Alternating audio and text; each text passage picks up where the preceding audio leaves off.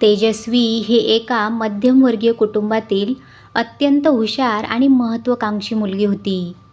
तिने MBA पूर्ण केले होते आणि तिचे स्वप्न स्वतःचा एक व्यवसाय सुरू करण्याचे होते. तेजस्वीचे लग्न नितीनसोबत झाले. नितीनचे कुटुंब थोडे पारंपरिक विचारांचे होते. घरात त्याची आई सुलभाबाई या संपूर्ण घराचा कारभार सांभाळायच्या. सुलभाबाई शिस्तीच्या आणि जुन्या वळणाच्या होत्या. त्यामुळे घरातल्या स्त्रीने फक्त चूल आणि मूल सांभाळावे असा त्यांचा सुप्त विचार होता. लग्नानंतर सुरुवातीचे काही महिने घरच्या जबाबदाऱ्या पार पाडण्यात गेले, पण तेजस्वीच्या मनातली बिझनेस सुरू करण्याची इच्छा कमी काही झाली नव्हती. एक दिवस रात्री जेवताना तेजस्वीने घरात सर्वांसमोर आपला विचार मांडला. ती म्हणाली, मला एक फूड प्रोसेसिंग युनिट सुरू करायचे आहे, ज्यातून मी गावाकडच्या महिलांना रोजगार देऊ शकेन. हे ऐकताच सुलभाताईंनी कपाळावर आठ्या घातल्या. त्या म्हणाल्या, तेजस्वी, आपल्या घरात आजपर्यंत कोणत्याही स्त्रीने उंबरठा ओलांडून व्यापार केला नाही. नितीन चांगला कमावतो आहे, मग तुला बाहेर पडायची काय गरज आहे? घराकडे आणि संसाराकडे लक्ष दे. नितीननेही आईच्या सुरात सूर मिळवला. तेजस्वीचे मन दुखावले, पण तिने वाद घातला नाही. तेजस्वीने तिचे स्वप्न सोडले नाही. तिने घरचे सर्व काम वेळेवर उरकून दुपारच्या वेळी घरातल्या घरात संगणकावर आपले काम सुरू ठेवले. तिने बँकेच्या कर्जासाठी आणि सरकारी योजनांसाठी अर्ज केला. सुलभाबाईंना तिची ही धडपड अजिबात आवडत नव्हती. सासू आणि सुनेमध्ये यामुळे एक सुप्त तणाव निर्माण झाला होता. घरात छोटी मोठी भांडणे देखील होऊ लागली होती. काही महिन्यांनी तेजस्वीला बँकेकडून कर्ज मंजूर झाले आणि तिने एक छोटेसे केंद्र भाड्याने घेऊन काम सुरू देखील केले. सुरुवातीला तिला खूप कष्ट करावे लागले. कधीकधी घरी यायला उशीर व्हायचा, ज्यामुळे सुलभाबाई अधिकच चिडायच्या. संसार वाऱ्यावर सोडून कसला हा व्यापार, असे टोमणे तेजस्वीला सतत ऐकावे लागायचे.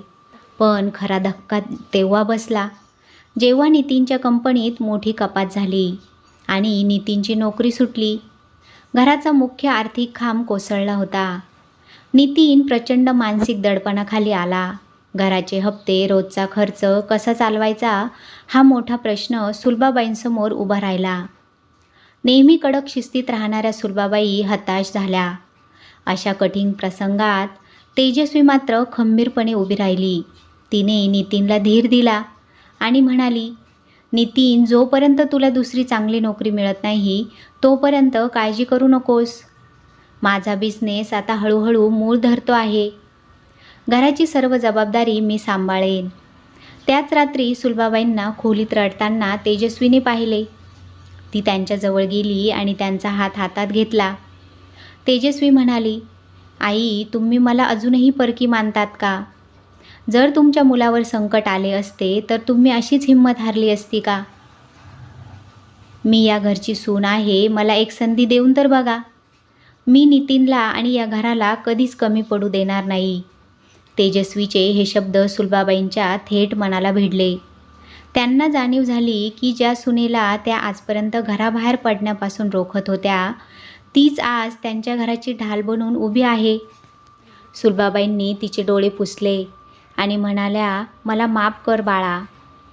मी जुन्या विचारांच्या पट्टीत अडकले होते, पण उद्यापासून तू एकटी नाहीस. तुझी ही सासू तुझ्या पाठीशी उभी राहील. दुसऱ्या दिवसापासून घराचे चित्र पूर्णपणे बदलले. सुलभाबाईंनी घराची सर्व जबाबदारी स्वतःच्या अंगावर घेतली, जेणेकरून तेजस्वीला तिच्या व्यवसायावर पूर्ण लक्ष केंद्रित करता येईल. इतकेच नाही तर सुलभाबाईंना पारंपरिक पदार्थांची आणि मसाल्यांची खूप उत्तम जाण होती. त्यांनी तेजस्वीला सांगितले, बाळा, तुझ्या फूड बिझनेसमध्ये आपण माझ्या हातचे अस्सल गावरान मसाले आणि लोणची तयार करूया. आता मात्र सासू आणि सून एकत्र काम करू लागल्या. सासूबाईंच्या अनुभवाची जोड आणि सुनेचे आधुनिक तंत्रज्ञान, मार्केटिंग स्किल्स यामुळे त्यांच्या उत्पादनांना बाजारात प्रचंड मागणी येऊ लागली. बघता बघता त्यांच्या छोट्या व्यवसायाचे रूपांतर एका मोठ्या ब्रँडमध्ये झाले. त्यांनी गावातल्या 25 ते 30 गरजू महिलांनाही कामावर ठेवले. काही महिन्यांतच नितीनलाही एका चांगल्या कंपनीत मोठी नोकरी मिळाली. पण आता तो तेजस्वीच्या व्यवसायाचा भागीदारही झाला होता. एका मोठ्या बिझनेस कॉन्फरन्समध्ये तेजस्वीला महाराष्ट्रातील यशस्वी महिला उद्योजक हा पुरस्कार मिळाला. पुरस्कार घेण्यासाठी स्टेजवर जाताना तेजस्वीने स्वतः एकटीने न जाता आपल्या सासूबाईंचा हात धरला आणि त्यांना स्टेजवर घेऊन गेली. माईक हातात घेऊन तेजस्वी म्हणाली, आज मी जी काही आहे ती माझ्या या सासूबाईंमुळेच, म्हणजेच माझ्या दुसऱ्या आईमुळे. जर त्यांनी पारंपरिक विचारांची भिंत तोडून मला साथ दिली नसती तर हा ब्रँड कधीच उभा राहिला नसता. प्रत्येक सुनेला अशी सासू मिळो जी तिच्या पंखांना बळ देईल. संपूर्ण सभागृह टाळ्यांच्या कडकडाटाने गुंजून उठले. सुलभाबाईंच्या डोळ्यात आनंदाश्रू होते. त्यांनी सुनेला स्टेजवरच घट्ट जवळ घेतले. तात्पर्य, सासू आणि सुनेचे नाते हे केवळ हक्क आणि कर्तव्याचे नसून ते मैत्री आणि विश्वासाचे असू शकते. जुने विचार सोडून जेव्हा सासू सुनेला मुलगी मानून तिची ताकद बनते, तेव्हा ते घर एक स्वर्ग बनते. सासू आणि सुनेच्या नात्याला एक नवी दिशा देणारी ही प्रेरणादायी कथा तुम्हाला कशी वाटली? नक्की कमेंट करून सांगा. आवडली असेल तर लाईक करा, शेअर करा आणि अशाच नवनवीन गोष्टी, कथा ऐकण्यासाठी माझ्या मराठी कथा या चॅनलला नक्की सबस्क्राईब करा. धन्यवाद.